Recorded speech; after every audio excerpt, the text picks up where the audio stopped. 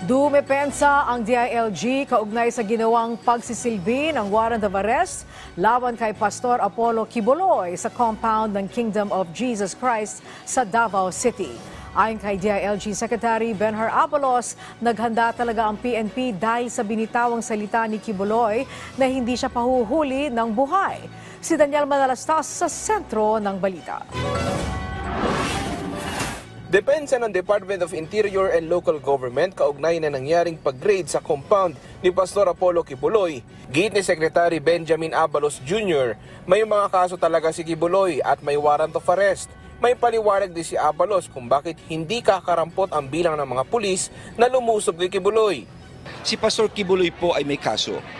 Ang kaso niya, ang tawag rito ay sexual abuse and other acts of child abuse, mga bata.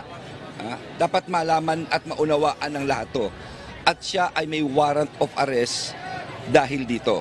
Sa isang panayam kay Pastor Quiboloy ay sinabi niya mismo na hindi siya magpapahuli ng buhay. Alam niyo yun, it was recorded in all media. At alam naman natin ang papasukin natin. With due respect naman, sana maunawaan nila ang kahalagahan rito ng safety ng mga nandun.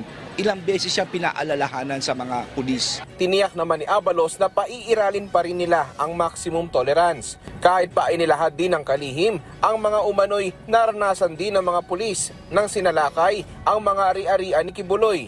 At may panawagan din siya sa religious leader. In fact, kung makikita niyo mga tapes, baliktad pa nga, winawater cannon pa ang mga pulis. No, sila pa winawater cannon, pero nagtimpi pa rin sila. Pero ito pinapangako namin na sana sumuko na siya. Kasi kung talagang inosente siya, harapin niya ang proseso. Dahil ito'y proseso ng ating batas. May batas tayo rito at sinusunod lamang natin ang istruktura ng ating batas. No, kailangan kung talagang inosente, sumuko. At sa mga taong kumukup sa kanya, sana naman ay sabihan din siya na gano'n na lang.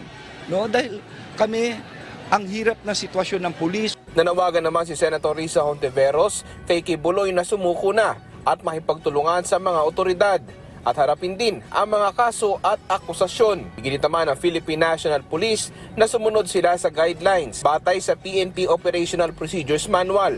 Nanawagan din ng PNP sa mga supporters si Quiboloy na galangin ang legal na proseso. Daniel Manalastas para sa Pambansang TV sa Bagong Pilipinas.